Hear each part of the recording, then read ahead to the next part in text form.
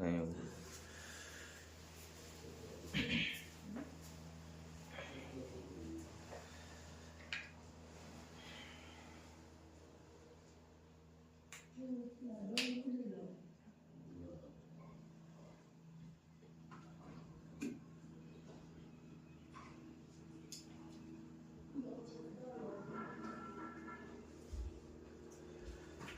Good morning. आज क्या पढ़े? कला। कल भी कला पढ़े थे।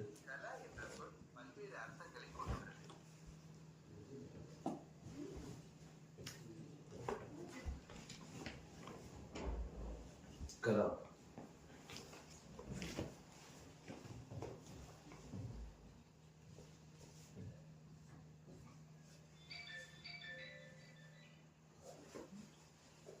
अब कला मतलब क्या होता है? पढ़ा था। सबसे पहले तो देखेंगे कला का उल्लेख कहाँ पर किया गया है।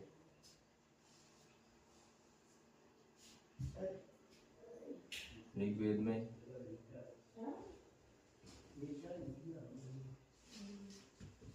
सर्वप्रथम कला शब्द का उल्लेख मिलता है।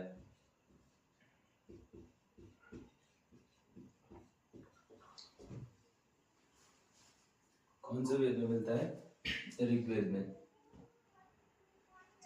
अब इसके बाद में देखेंगे कला का अर्थ क्या होता है। अर्थ, कला का सामान्य अर्थ क्या होता है? कला किस भाषा से बना है? कला किस धातु से बना है? तो कला संस्कृत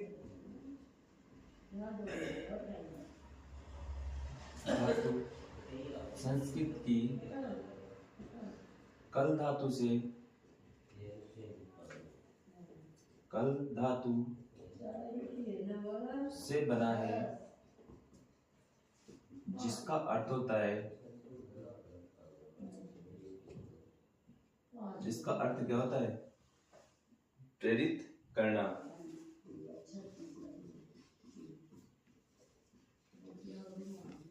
प्रेरित करना, ये तो हो गया इसका अर्थ। और कहां पर इसका उल्लेख मिलता है? तो ऋग्वेद में इसका उल्लेख मिलता है, संस्कृत की कल धातु से बना है, जिसका अर्थ क्या होता है? प्रेरित करना। अब इसके सामान्य परिभाषा क्या होती है? परिभाषा सामान्यतः परिभाषा क्या है? अपने विचारों, भावों को किसी भी माध्यम से धरातल पर प्रकट करना क्या कहलाती है? कला कहलाती है। अपने भावों व विचारों को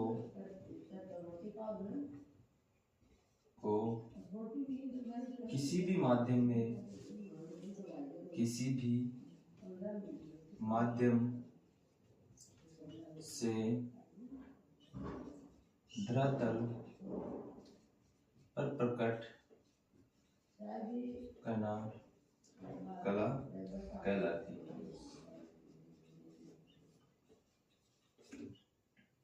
ये हो गई इसकी सामान्य परिभाषा कि कला किसे कहते हैं?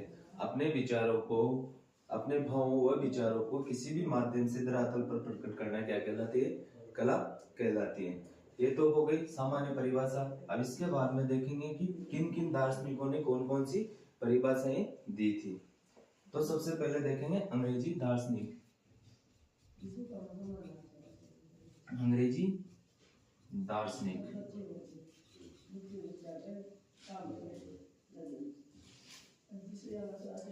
अब अंग्रेजी दार्शनिक कौन कौन से? कौन कौन से? प्लेटो। अब प्लेटो ने क्या कहा है? कला सत्य की अनुकृति है। किसने कहा है? प्लेटो ने। कला सत्य की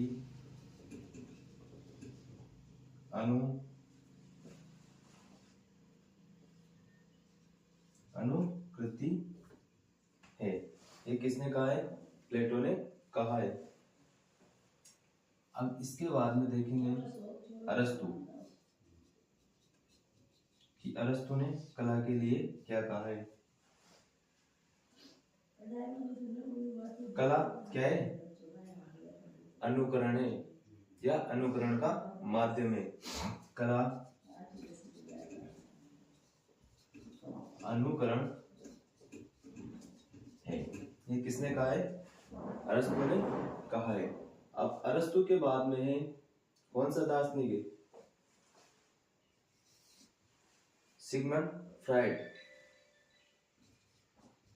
फ्राइड अब इसने क्या कहा है? इसने कहा है कि दमित वासनाओं का उभरा हुआ रूप ही क्या है? कला है। दमित वासना का उभरा हुआ रूप ही कला है। ये किसने कहा था? सिगमंड फ्राइड ने कहा था। तो ये तो हो गई इनकी परिभाषाएं, इनके अनुसार, दार्शनिकों के अनुसार, अंग्रेजी दार्शनिकों के अनुसार। अब कला, तो कला का उल्लेख कहाँ पर मिलता है अपने को? ऋग्वेद में। ऋग्वेद में सर्वप्रथम कला शब्द का उल्लेख मिलता है। फिर इसका अर्थ संस्कृत भाषा की कल धातु से बना है, जिसका अर्थ होता है प्रेरित करना। इसकी सामान्य परिभाषा क्या होती है? अपने भावों और विचारों को किसी भी माध्यम से धरातल पर प्रकट करना क्या कहलाती है? कला कहलाती है। अंग्रेजी दार्शनिक प्लेटो के अनुसार कला सत्य की अनुकृति है। अरस्तु के अनुसार कला क्या है? अनुकरण है। और फ्राइड के अनुसार क्या है? दमित वासनाओं का उभरा हुआ रूप ही कला मानी जाती है।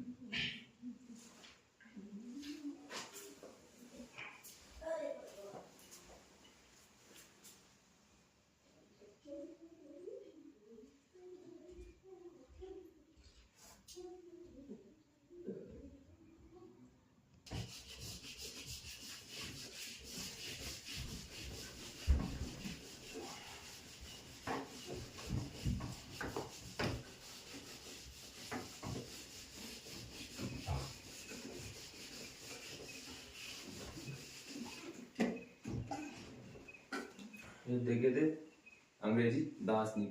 अब इसके बाद में भारतीय दार्शनिक के अनुसार कला की क्या क्या परिभाषाएं हैं। तो भारतीय दार्शनिक कौन कौन से आएंगे?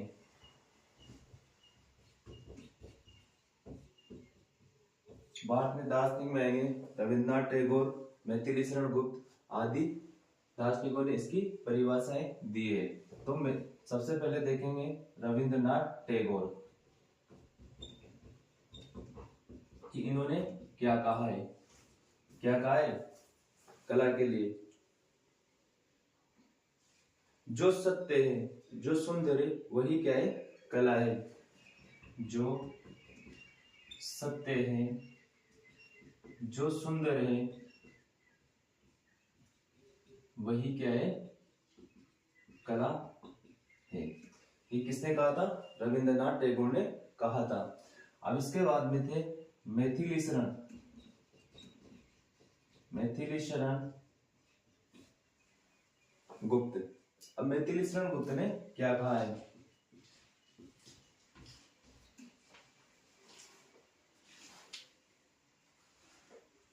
क्या कहा था? कला अभिव्यक्ति की कुशल शक्ति है। कला अभिव्यक्ति मतलब अपने विचार व्यक्त करना। कला अभिव्यक्ति की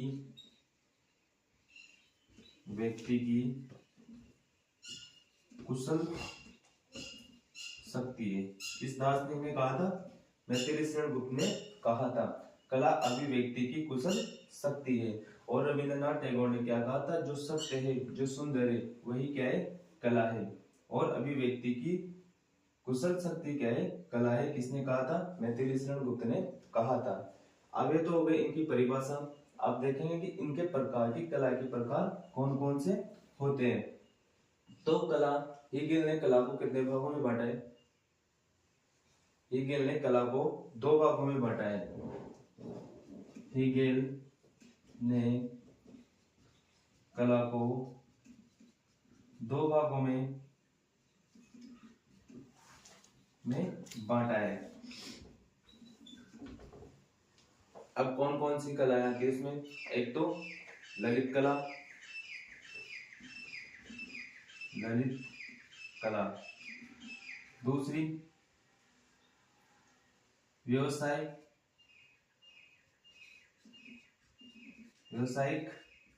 कला, या इसे क्या कर सकते हैं अपन, उपयोगी कला।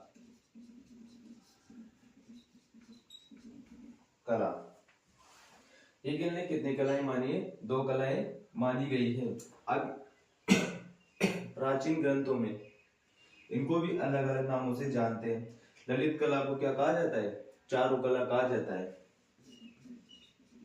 चारु कला। और इसे क्या कह सकते हैं अपन?कारु कला। तो ये 2 प्रकार की कलाएं हो गई। आ जाएगी चारु कला को से मतलब आप क्या समझते हो? तो क्या लिखोगे? ललित कला कहते हैं। ललित कला कितने प्रकार की होती है? 5 प्रकार की होती है। और उठा के आ गया कि कारू कला क्या होती है। तो कारू कला का मतलब होता है व्यवसायिक कला, या उसे उपयोगी कला भी कहते हैं।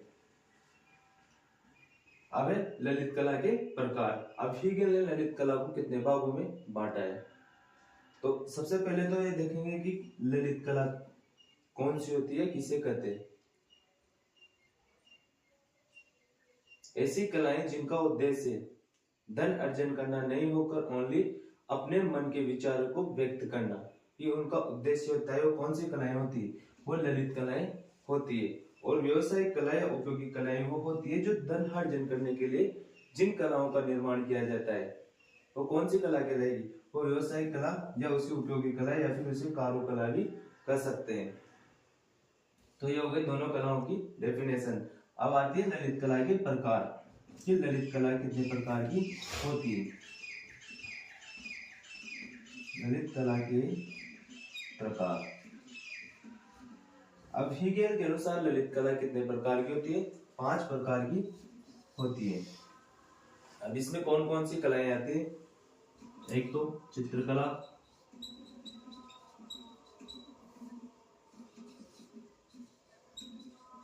मूर्ति कला,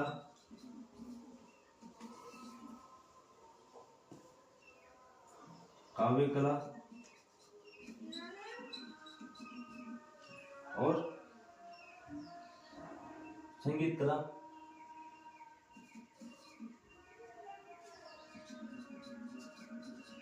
संगीत कला और स्थापत्य कला।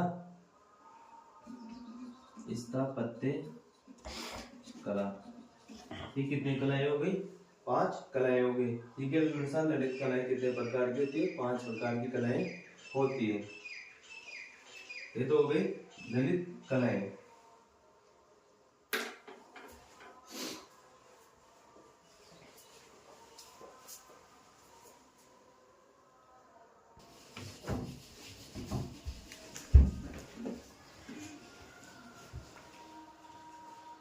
हाँ, तो ललित कलाएं कितनी हो गई थी?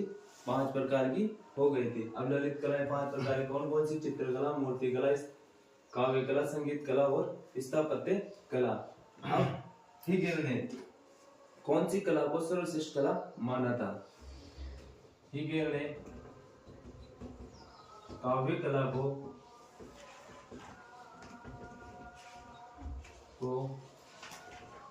सर्वश्रेष्ठ कला माना था। अब ये तो हो गई सर्वश्रेष्ठ। अब निम्न श्रेणी की कला कौन सी कला को माना था? हीगेल ने कौन सी कला को? स्थापत्य कला को। स्थापत्य कला को निम्न श्रेणी की कला माना था। काव्य कला को तो सर्वश्रेष्ठ कला और स्थापत्य कला को निम्न श्रेणी की कला माना था। ये तो हो गई ललित कलाएं। अब आएगी व्यवसायिक कला। व्यावसायिक कला, या इसे क्या कहा जाता है, उपयोगी कला या कारुकला भी इसे कहा जाता है। अब व्यावसायिक कला, व्यावसायिक कला किसे कहते हैं, व्यावसायिक कला कितने प्रकार की होती है, कितने प्रकार की होती है व्यावसायिक कला? व्यावसायिक कला दो प्रकार की होती है।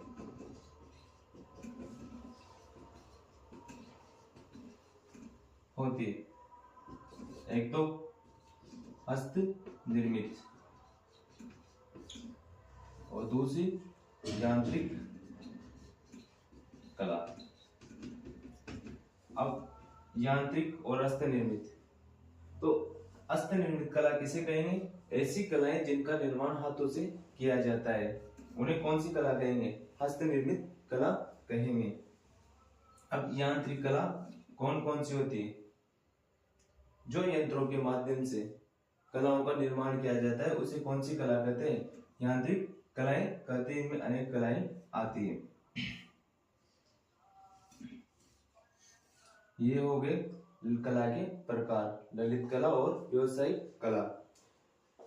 अब देखेंगे कि अलग अलग ग्रंथों में कला के लिए कितनी कलाओं का उल्लेख किया गया है, कि इनकी कितनी संख्याएं बताई गई है। तो विभिन्न ग्रंथों में कलाओं की संख्या, कि किस ग्रंथ में कितनी कलाओं का उल्लेख किया गया है। विभिन्न ग्रंथों में कलाओं की संख्या। तो सबसे पहले देखेंगे कि ललित विस्तार में कितनी कलाएं हैं। ललित विस्तार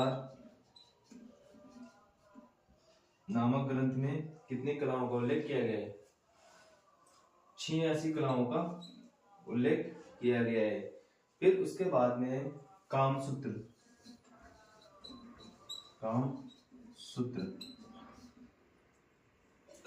में कितनी कलाओं का उल्लेख है, कामसूत्र में 64 कलाओं का उल्लेख किया गया है। उसके बाद में प्रबंध कोश, इसमें कितनी कलाओं का उल्लेख किया गया है, 72 कलाओं का उल्लेख किया गया है। फिर एक कालिका पुराण,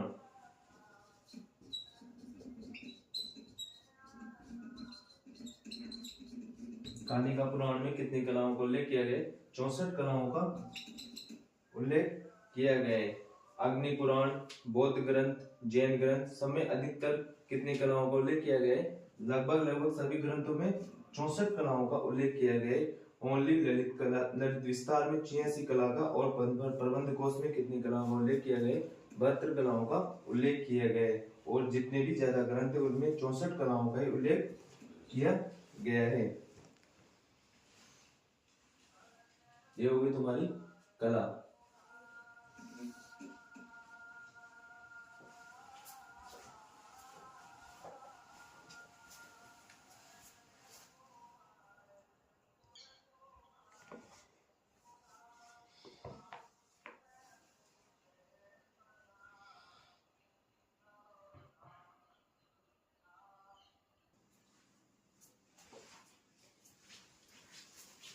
ये तो हो गए कला के प्रकार।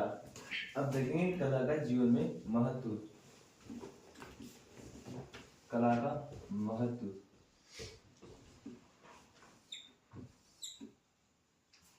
अब कला का क्या महत्व है, प्राचीन काल से लेकर आधुनिक युग तक कला का बहुत महत्व रहा है।